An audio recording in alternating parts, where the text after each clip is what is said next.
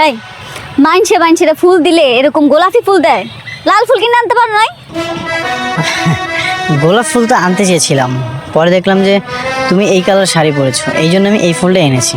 এনো। ঠিক আছে, দাও।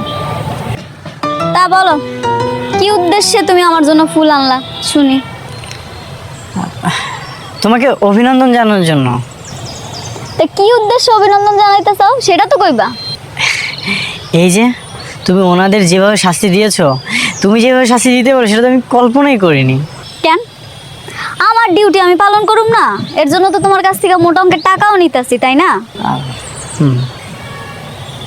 কি আর কিছু বলবা?